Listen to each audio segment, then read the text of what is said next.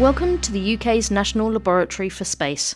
We are RAL Space, and for more than 50 years, our activities and facilities have supported the development of the UK's space ecosystem as it has grown into one of the most innovative in the world. RAL Space is in a very unique position because we sit in a research council between academia, government and industry. We see a lot of different areas of the space domain. As a result, we are involved in everything from the inception of missions, finding the user requirements, through the technology development for the missions, to building the actual space missions and then handling the data. And in fact, we're even part of the community that exploits it. So we have a broad range of knowledge right across the piece, which it's really hard to find in many other organisations. We underpin UK and international programmes in environmental science, astronomy, solar physics, planetary science and fundamental physics. By providing research expertise, services and facilities, we support the UK science community. By helping to investigate some of the greatest challenges facing our planet and answer some of the big questions about our universe. The role of the facility is really at the early stage research and development. We are working on developing a new generation, new concept of instruments, spectrometers, to be able to detect a small amount of molecules. These instruments aim at detecting molecules from a very close distance, what we call in situ, where you have to bring the instrument at the point of measurement. So that's, for example, something you typically have on a planetary landers, when you have the landers coming on the surface of a planet to analyze the molecular gas in situ. But we're also developing instrument working remotely. So the idea here is that you collect the light from a distant source, so it can be the light coming from the atmosphere or coming from the sun, for example, and then you analyze this light using spectroscopy, and from this you can deduce remotely where the molecules are and how much you have in your line of sight. Continuous technology development is behind each new space mission.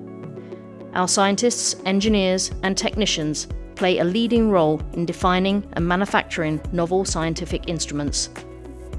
With our unparalleled facilities in precision development, optical systems and advanced manufacturing, we make scientific research possible. The millimetre wave group develops remote sensing devices that operate in the microwave frequency range. To give you an analogy of what this means, if you can imagine a transistor radio receiving radio energy, and that receiver is converting that radio energy into sound waves which are audible, so you can listen to Radio 1 or Radio 2. What we're listening into are microwave energy, which is higher frequency radio waves, which forms the fingerprints of elements in our atmosphere. So we are listening into things like radio oxygen, radio carbon dioxide, all these elements that make up our atmosphere. What this means is, because of the sensitivity of these instruments, the devices need to be very accurately machined, and that is what we're principally involved in doing in the Precision Development Facility. Spacecraft must be rigorously tested. We offer all the facilities needed to calibrate instrumentation and put spacecraft through their paces. Our experts help small and large businesses and universities make sure their projects are ready for launch. With high specification cleanrooms, vibration facilities and 11 thermal vacuum chambers ranging from 1 metre to 7 metres in diameter, we can test spacecraft and components from the size of a toaster to the size of a minibus for the harsh conditions of space. We do two kinds of testing.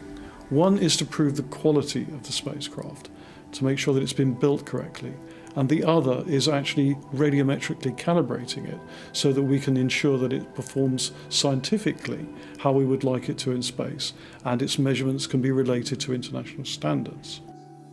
The quality testing will be done as part of what we do in the National Satellite Test Facility, a large new capability that is being built on the Harwell site to allow us to test very large satellites, largely for industry. Once in orbit, we continue to track and communicate with spacecraft from both the Rutherford Appleton Laboratory and Chilbolton Observatory. The Chilbolton radar has unique capabilities. It is very large, it's 25 metres in size. It's one of the largest movable radars in the world.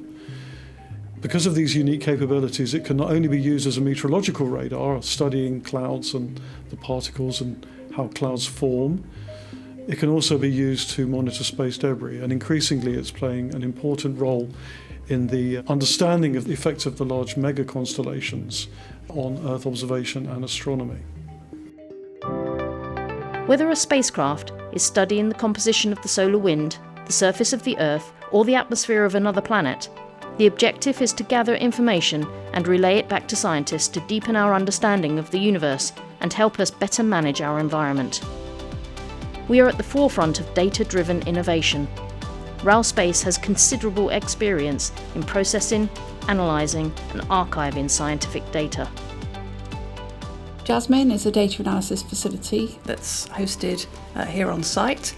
We have a large amount of storage. We've got over 45 petabytes of storage capability, and right next to that there's a large amount of compute capability. It offers different flavours of compute depending on what people want to do. It can do parallel processing, it's got its own cloud for people who want to develop and offer services to their own users. And the whole thing is to support environmental science in the UK primarily, but also internationally. At the moment we've got around 2,000 users accessing Jasmine and probably over 20,000 users accessing the datasets that we hold in the Cedar archives. RAL Space is here to support UK businesses and scientists. One particularly gratifying thing has been the development of the RAL Space cluster. 5 years ago, there was just really RAL Space and an ESAF centre here on site. Now we have the Satellite Applications Catapult and over 100 companies and 1,000 people working in the space sector. This is something we hadn't foreseen 10 years ago, but is really exciting for the future, as it will bring new demands for RAL Space, new challenges for RAL Space, and a new community to serve. This is all underpinned by our people. Our support staff, technicians, engineers and scientists working at all stages of their careers are dedicated to delivering the best technological solutions and driving scientific breakthroughs. As an expert laboratory, our research programs and facilities are a training ground for the space industry as we work to inspire and involve the next generation of scientists and engineers. We've got amazing people here in RAL Space. We've got people who are just so motivated to do their job and to do it to the best of their ability. They're friendly, they're supportive, they will help you no matter what. And having that kind of culture and that kind of supportive environment makes your work that much easier.